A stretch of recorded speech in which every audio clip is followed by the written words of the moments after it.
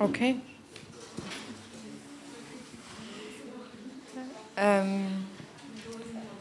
Thanks for watching and thanks for staying. Very happy to be here with you two, James and Tom, who've been very important conversation partners putting together this program as well. Especially Jim was very involved in the programming as well and very generous with his ideas. And curious to hear what you have to say as well. And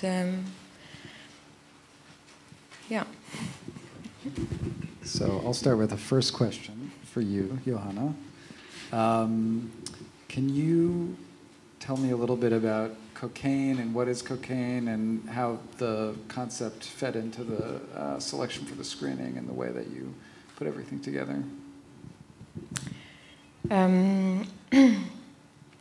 So on the one hand, I think this program came together while programming a screening and conversation series at Anorak, at our space in Kreuzberg. And I feel like reflecting on the programming in the past 9 months, which has been a lot of watching material. Some of the ideas are circling back, and this cocaine theme is based on the Land of Cockaigne, which Lucas and I have been researching, which is a medieval myth and a fantasy of plenty, of a land of abundance that comes up in many cultures. I think there's a land of milk and honey as well. It's a sort of, it's a place which is kind of similar to a paradise, but the idea of it is that it's a land where every desire is met. So we were asking ourselves, what does that mean? Is that a good thing or is that a bad thing? What happens when you project your desires and needs and unfulfilled wishes onto something? And I think in this fantasy, and when you look at medieval paintings, for example, that depict this land of cocaine, the idea is that everything is ready for consumption. So everything is edible in this place. There's animals running around that are already, like pigs are already roasted, kind of. And all the fruit and is falling right into your mouth. So there's I think this comes from a projection of hunger and need. So it's a lot about projecting what you want to see onto something. So there's all the paintings and the depictions are sort of remain incomplete because it withdraws from representation. And I think there's something in the works as well that work a lot with found footage, or that work a lot with editing as well, and the way you can project and direct and stage a certain gaze on very banal scenes. And I think in a lot of the images of cocaine that we've looked at and talked about, there's a kind of ambivalence between this land of absolute pleasure and this place of kind of, just obscene excess, almost like an overabundance to the point of, disgust and, being this feeling of being overstuffed. And I think in a lot of the films watching at this time, I felt that feeling, linking a lot of them, this kind of, ambivalence of something kind of sensual and beautiful and enticing, but also something menacing or something that's threatening in a way, a desire that's gone too far. I really love in the John Smith work, sorry, what's the title of that one? Blight, yeah. There's this really odd especially at the end of the work, you realize that it has this very political kind of context in which it was created. But when you're there in the beginning, it's really not obvious, because he seems to really be luxuriating in all of this destruction and all of this sexual pleasure of these men kind of tearing down the house. And this woman's story about the spider webs being torn down has this very, kind of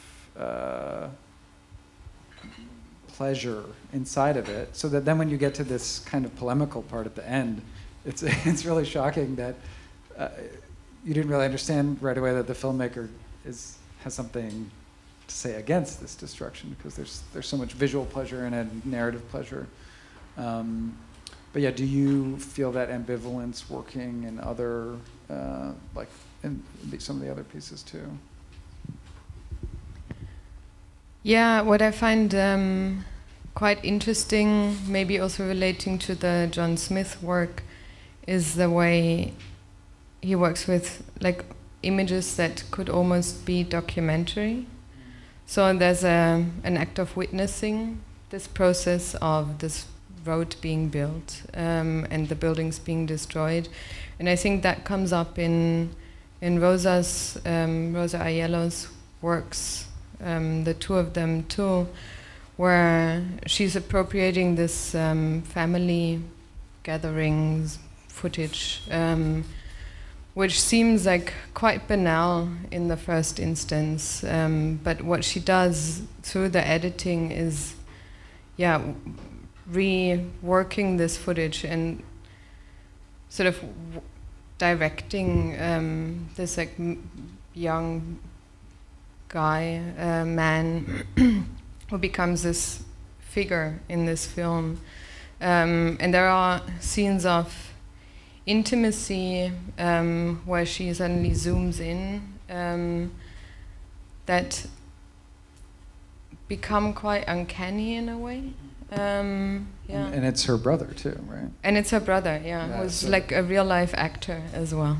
Yeah, I was thinking a little bit just with that film of like the kind of ambivalence of the sibling or something, you know, that's kind of like the kind of commitments of family or something, and the expectation of love, and then the way that relationship goes through so many phases anyway, because it's such a long relationship, and but then in this case it's with this like such a sort of charismatic, sort of beautiful man that she's kind of moving in and out of or I feel I'm perceiving is like her kind of moving out in and out of kind of both seduction and repulsion at him. And that made me think about what you were saying about the kind of ambivalence in Blight, you know, between this like beautiful afternoon light on these demolished houses and then the sadness of the expansion of the motorways. You know, when I was watching your piece this time, one of the things I was thinking about was these kind of these transitions between almost still images that through this kind of bleeding of one image into the other. And I was thinking about how it is this kind of cinematic excess that's happening there, because it feels like, you know, normally in, you know, cinema is all about the edit and about these kind of frames that are put side by side and create this illusion of motion. But especially in that moment where there's kind of the camera going into like what feels like a bodily hole, and you see the time code and these transitions from one moment to, but the numbers are almost like fading from one into the other. And so there's this like sense of kind of gross breakdown of time. You know, you have the kind of cleanness in the cinematic time of this kind of one frame after another, but when the time code just starts to almost morph into or bleed, there's something very upsetting about that. And beautiful too, but it's exactly that ambivalence of this kind of, sort of breaking out, this freedom, this excess, but also something disturbing and uncanny in it. But I felt that kind of, throughout the work. I'm wondering if you could comment on that kind of uncanny feeling. Sure, yeah, I mean, I guess a lot of the film, like it wasn't really intended, but a lot of nearly all of that video, and that's the kind of last sort of 18 minutes of the program for those who didn't know, but like, it really everything's animated in various sort of ways, which sort of kind of there are all these various ways that kind of like sequences of still material are kind of activated, and I think they all seem to be in various ways, and this wasn't really intentional, but it's just something that seems to have kind of come through in as the piece was finished and as the final kind of selection of material was made. They're all about this kind of like resuscitating and sort of decomposing kind of like sequences of images. So you have like the MRI scan, and also they're all sort of like, well, largely images that like no eye kind of ever really saw. So they're kind of things that were generated, if you like, either for like something like an MRI scan tracking through a body where of course no one ever really sees that. That's a kind of stitching together of data gathered by a computer to kind of produce an image sort of secondarily, or you have these kind of like scanned flatbed sort of scanner kind of materials that are sort of animated with an animator. And so all these things that are kind of like not really experienceable like by a person with a camera in a time-based way are all sort of in various ways sort of like brought to life, but in this sort of slightly sort of Frankenstein-y sort of lurching sort of way, you know, so they're kind of all a bit out of rhythm, or the rhythm is always a bit sort of wrong or a bit crumbly, and that kind of becomes like I could say not the narrative, but that's sort of like the theme of the film or something, is all these sort of like these kind of like these still images coming into life and then sort of expiring again in different sort of ways. And that's to do with this perception of, I guess there's some point where sort of animated time starts to feel like life, you know, it starts to feel like cinema or something, and then there's these, often it's like hovering around on like the point where it's not doing that, you know, and it's not registering as like filmic time or something. I was really interested in what you were saying about these images that are kind of images of, machinic images that are not things or places that anyone can see. And I think there's a kind of also an uncanny excess in that. Like there's a kind of a dream of this total mechanical vision that could see everything and image everything, just even more than a kind of embodied human vision. But if you went to that full extreme, it would be this kind of, something impossible even to imagine, just this kind of bleeding of images into one another. And so I think your piece kind of comes up against that limit there of what's that boundary between embodied human vision and kind of machine vision in a way. I mean, and also people have said like that with the films, and other films have done as well, that it also feels like all the separate, because they're kind of chapter based or something. There's these kind of passages of quite separate material, but like that comes from quite different sort of like sources or methods. But like that often like kind of feels like they're all sort of almost like as if they're all happening simultaneously, and the film is merely moving around them, you know, rather than taking place in a sequential kind of narrative sense, which somehow feels, I don't know if it somehow feels linked to what you're saying. Sense that all these things are kind of unraveling simultaneously, like all the time or something. Right. Like there's something, the linearity imposed by the medium is kind of not, there's something that's trying to exceed that, that's kind of circling back on itself in a way. Another thing too that I was noticing again on this rewatching was the sense of humor in all of the pieces. And there's a real sense of, I mean, with that quality of something uncanny and disturbing, there's something also very funny in a lot. I think in almost all the pieces I had an impulse to laugh, and there were these moments of kind of perverse enjoyment. I wonder if you could talk about that a little bit. Yeah, I feel like that also circles back to this sense of animating. I think what you just talk about, which like one thing that I found very interesting in what you were just saying as well, like speaking about the nature of time, or like how animated time feels like it's making things alive. And I'm always wondering, like with this work especially, I'm wondering about where is the center, like what is this perspective, what is the subjectivity that I'm looking at, but it's constantly inscribed through like sounds of breathing. And I feel like this is where like the body is inscribed again, and you have the sense that there is a human sort of visitor in this work, and there's there's a human perspective that circles around those things, which is something that I think we, like through the sound also, is maybe happening quite unconsciously, but you can feel a sort of presence,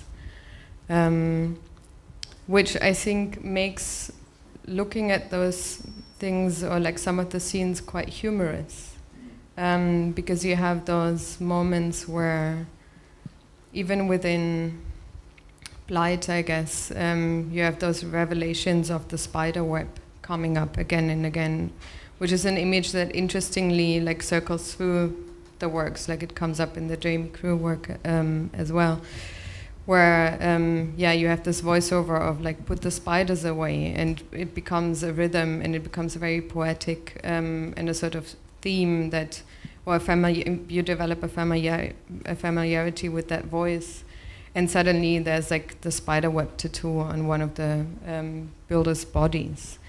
And I think those accidental moments, like those incidents that happen where like meaning is suddenly created through recognition and repetition, is something that is quite satisfying, but also when it happens unexpectedly can be quite funny.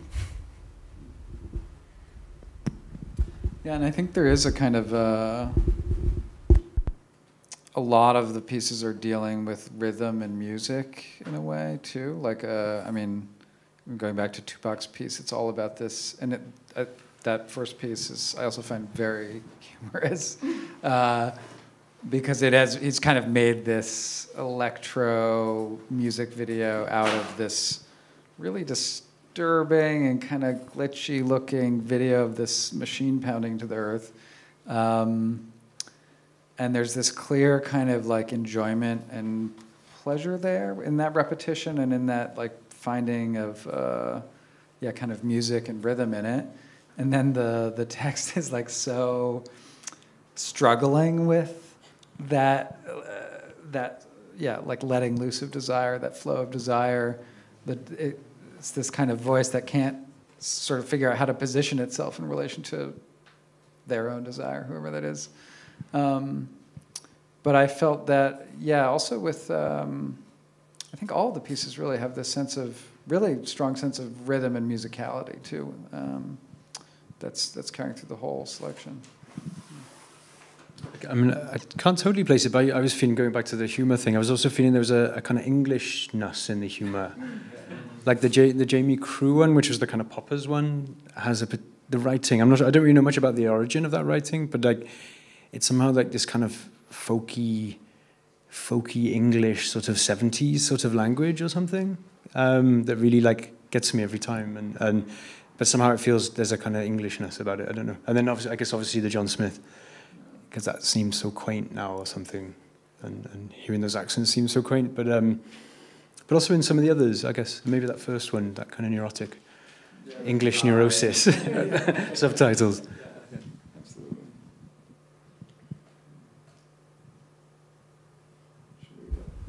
Yeah. Are there questions? Comment?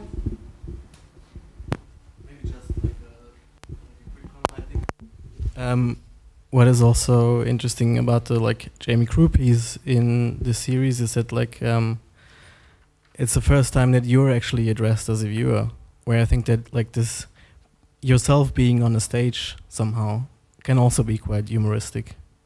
I don't know, that kind of catches me, but I think it's like the way kind of the video addresses yourself in, of course, it's like Popper's training video. Puts yourself on a weird stage, which is again both a personal, but then you experience the whole piece in a screening situation, which I find quite weird, to be honest. I don't know. Yeah, was more like a comment, but yeah. Yeah, it felt to me like the first main part of the screening was very more about the social or something, and then the last two were about some kind of one-on-one kind of chemical echo chamber or something. and I spoke to a friend who was involved, like commissioned the Jamie Crewe piece, the Poppers one, and apparently a lot of time was spent trying to find the right voice font.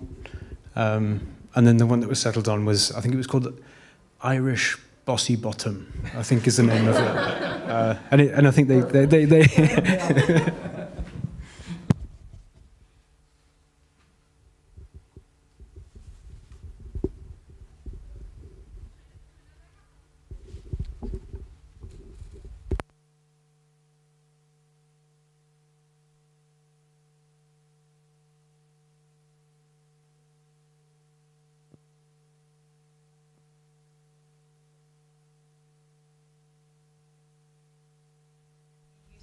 piece? Oh, sorry. So because obviously that came from different sources, and I think it was quite interestingly curated because you could see these motives migrating from one work to the other. And what I was really struck by was precisely how the body is treated and how the John Smith piece like completely falls out of that to some extent, because it has much more kind of traditional filmmaking and editing methods, and you see whole bodies of builders. But then in all the other work, as you already described, there's never really a viewer or a narrator or a body that is kind of fixed. They're all like constantly smeared across each other to some extent, or even when we see the body of the child talking, it's kind of in this wave pattern. So there's always a sense that these works can't really fix on a viewpoint. There isn't really a subject. And also there is never like, the body is always conceived in relation to all the detritus that constantly surrounds it. So there is a huge sense of fragility of what that actually means. Like there's so much sort of mortality and kind of bric-a-brac, and you know, that creepy little film with the dolls even or something, you know, there's like, which is quite surprising, you know. And even I think even in Rosa's film, where, you know, there is a focus on a figure, but again, this is so unclear if there is a performance, or there's a family situation, or there's a performance in that, I don't know. So I was like curious, especially about how you kind of use that also, and how the images at the end that seem to be more also around this very ordinary kind of suburban housing, like, yeah, how these things, like where they came from. I agree, or I concede, yeah, totally what you're saying. Like, it feels like it's, the whole program felt like except for the John Smith, which I think for me felt, therefore, it was kind of useful to have it. I mean, it felt good to have it. It kind of like grounded, and then like everything else kind of skewed off or something from around it. But yeah, so those very last images, they come from the estate of Horst Adamite, who was a photographer living in Dusseldorf and photographing mostly with largely throughout his time, like with Polaroid, but later with digital cameras. These kind of like, he was really perceiving these cold rays, which were kind of penetrating all objects and all materials. He studied with like Beuys in Dusseldorf, and then it kind of like sort of drifted off from after art school, and really like was doing this practice as a kind of like self-therapeutic, kind of documentary practice, really to record like the effect of these kind of rays on everyday objects. And there are thousands and thousands and thousands of these images of kind of mattresses getting more and more brown, or bowls of fruit like decaying, or and so as part of quite a lot of the material in the film came from a series of exhibitions I worked on with an artist called Leslie Thornton, an American video artist, and a curator in Fatima Hellberg in Stuttgart initially, and then in Malmo. And it was more like a kind of group exhibition. So some of these things, such as Horse Adamite, were kind of represented in the group exhibition. And then a lot of that material kind of, over the following years, was sort of scanned and reworked and sort of found its way into this kind of film. So that's the kind of origin. But I've lost my thread a bit now. But like I think, that sense of, I guess with that particular material, the kind of digital effect that's sort of like doing this kind of like extreme dissolve that starts to kind of break up the image, starts feeling like it's sort of mimicking what he was perceiving in these kind of rays. But then I also think that the images just have this very profound sort of like everyday melancholy about them that feels very sort of strong even without that backstory. And I guess it's kind of important for me to make work that doesn't rely on, like, it's not so much about a set of references, you know, it's more images that have they have kind of these quite strong energies or kind of atmospheres that then the work is kind of like building up from and kind of like setting in contrast with others. And yeah.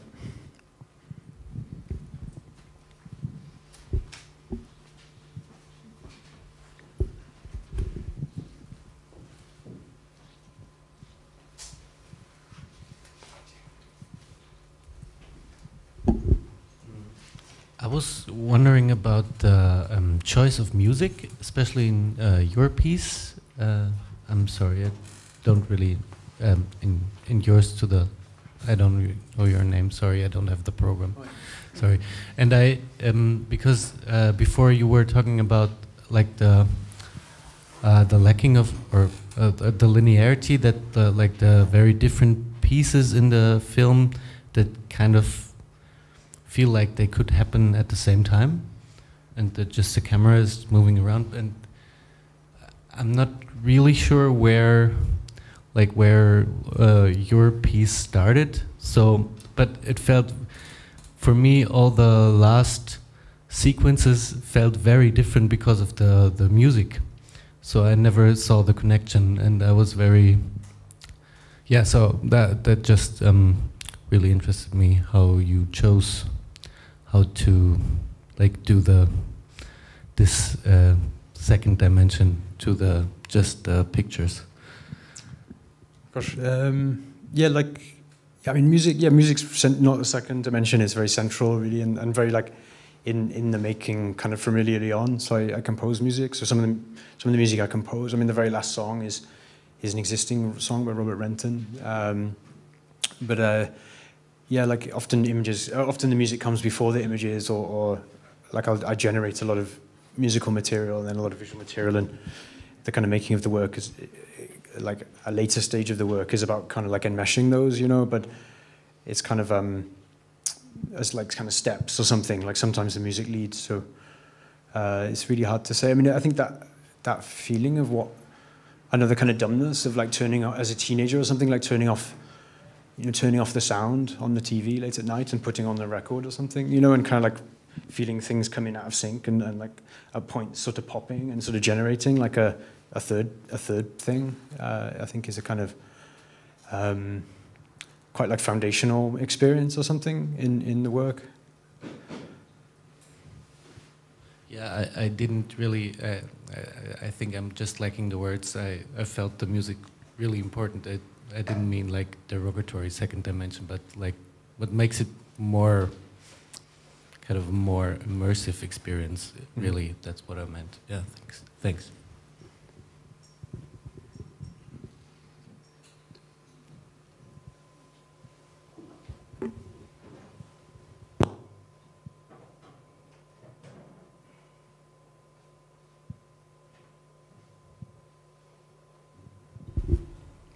Okay. If there are no more questions, I think the bar is probably open for a little bit longer. And thank you.